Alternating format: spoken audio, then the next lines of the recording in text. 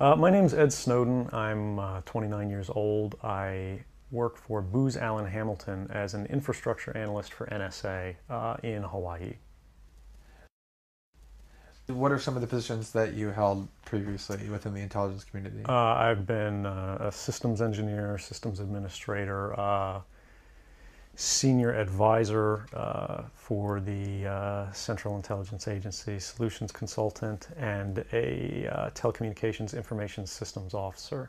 One of the things people are going to be most interested in trying to understand who you are and what you're thinking is there came some point in time when you crossed this line of thinking about being a whistleblower to making the choice to actually become a whistleblower.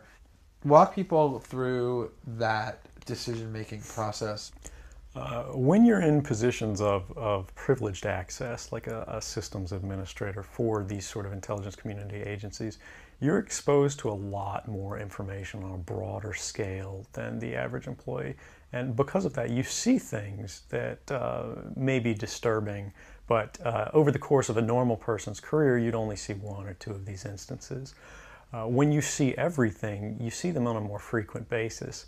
And you recognize that some of these things are actually abuses. And when you talk to people about them, in a place like this where this is the normal state of business, people tend not to take them very seriously and move on from them. But over time, that awareness of wrongdoing sort of builds up, and you feel compelled to talk about it. And the more you talk about it, the more you're ignored, the more you're told it's not a problem, until eventually you realize that these things need to be determined by the public, not by somebody who is simply hired by the government. Talk a little bit about how the American surveillance state actually functions. Does it target the actions of Americans?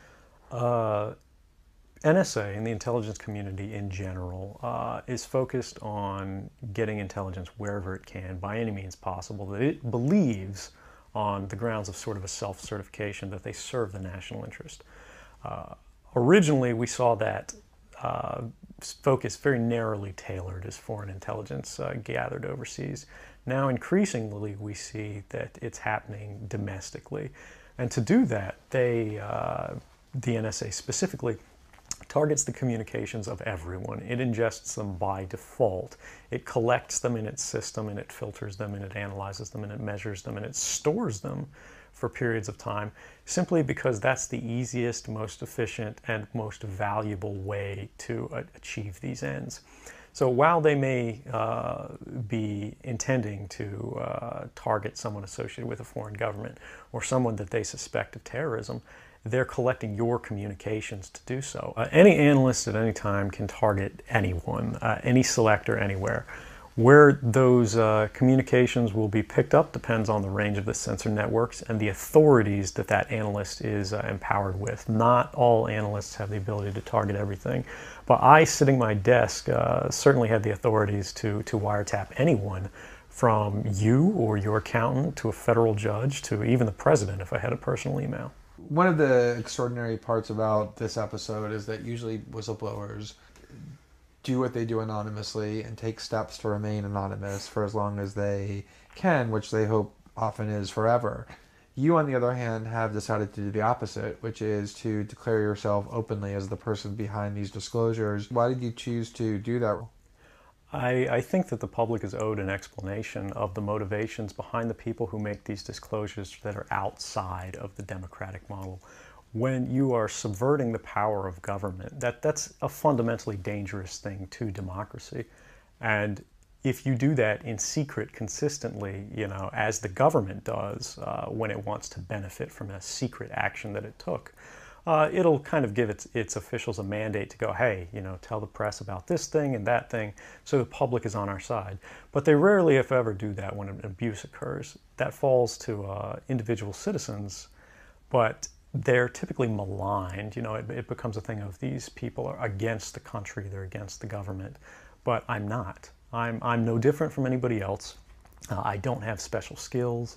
I'm just another guy who sits there day to day in the office, watches what's happening, and goes, this is something that's not our place to decide. The public needs to decide whether these programs and policies are right or wrong. And I'm willing to go on the record to defend the authenticity of them and say, I didn't change these. I didn't modify the story. This is the truth. This is what's happening. You should decide whether we need to be doing this. Have you given thought to what it is that the U.S. government's response to your conduct is, in terms of what they might say about you, how they might try to depict you, what they might try to do to you? Yeah, I could be, rendered by the CIA. I could have people come after me, or any of their third-party partners. They work closely with a number of other nations. Or they could pay off the triads, or any of their agents or assets. We've got a CIA station just up the road in the consulate here in Hong Kong, and I'm sure they're going to be very busy for the next week. And that's a fear I'll live under for the rest of my life, however long that happens to be. You can't come forward against the world's most powerful intelligence agencies and be completely free from risk, because they're such powerful adversaries that no one can meaningfully oppose them. If they want to get you, they'll get you in time. But at the same time, you have to make a determination about what it is that's important to you. And if living unfreely but comfortably is something you're willing to accept, and I think many of us are, it's the human nature. You can get up every day, you can go to work, you can collect your large paycheck for relatively little work against the public interest, and go to sleep at night after watching your shows. But if you realize that that's the world that you helped create, and it's going to get worse with the next generation and the next generation who extend the capabilities of this sort of architecture of oppression, you realize that you might be willing to accept any risk. And it doesn't matter what the outcome is, so long as the public gets to make their own decisions about how that's applied. Why should people care about surveillance? Because even if you're not doing anything wrong, you're being watched and recorded. And the storage capability of these systems increases every year consistently by orders of magnitude, to where it's getting to the point you don't have to have done anything wrong. You simply have to eventually fall under suspicion from somebody, even by a wrong call.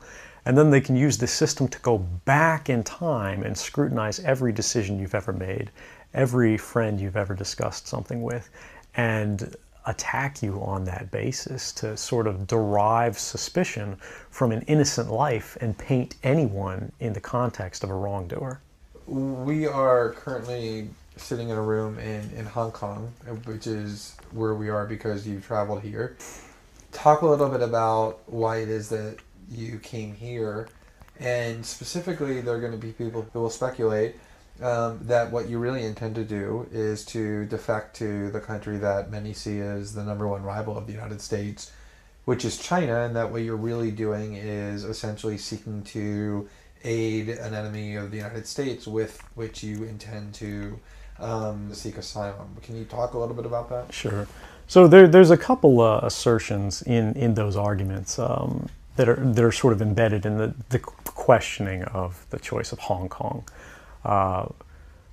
The first is that China is an enemy of the United States. It's not. I mean, there are conflicts between the United States government and the Chinese PRC government, but the peoples inherently, we don't care. We trade with each other freely. We're not at war. We're not in armed conflict, and we're not trying to be. We're the largest trading partners out there for each other. Additionally, Hong Kong has a strong tradition of free speech. People think, oh, China, great firewall. Mainland China does have significant restrictions on free speech, but the people of Hong Kong have a long tradition of protesting in the streets, of making their views known. The internet is not filtered here, no more so than any other Western government. And I believe that the Hong Kong government is actually independent in relation to a lot of other leading Western governments. If your motive had been to harm the United States and help its enemies, or if your motive had been personal material gain, were there things that you could have done with these documents to advance those goals that you didn't end up doing? Oh, absolutely. I mean, anybody in the positions of access with the technical capabilities that I had could, suck out secrets, pass them on the open market to Russia. They always have an open door, as we do. I had access to, you know, the full rosters of everyone working at the NSA, the entire intelligence community, and undercover assets all around the world, the locations of every station we have, what their missions are, and so forth. If I had just wanted to harm the U.S., you know, that you could shut down the surveillance system in an afternoon. But that's not my intention, and I think for anyone making that argument, they need to think, if they were in my position, and you know, you live a privileged life, you're living in Hawaii in paradise and making a ton of money, what would it take to make you leave everything behind? The greatest fear that I have regarding the outcome for America of these disclosures is that nothing will change. People will see in the media all of these disclosures. They'll know the lengths that the government is going to grant themselves powers unilaterally to create greater control over American society and global society. But they won't be willing to take the risks necessarily to stand up and fight to change things, to force their representatives to actually take a stand in their interests. And the months ahead, the years ahead, it's only going to get worse until eventually there will be a time where policies will change, because the only thing that restricts the activities of the surveillance state are policy. Even our agreements with other sovereign governments, we consider that to be a stipulation of policy rather than a stipulation of law. And because of that, a new leader will be elected. They'll flip the switch, say that because of the crisis, because of the dangers that we face in the world, you know, some new and unpredicted threat, we need more authority, we need more power, and there will be nothing the people can do at that point to oppose it, and it'll be turnkey tyranny.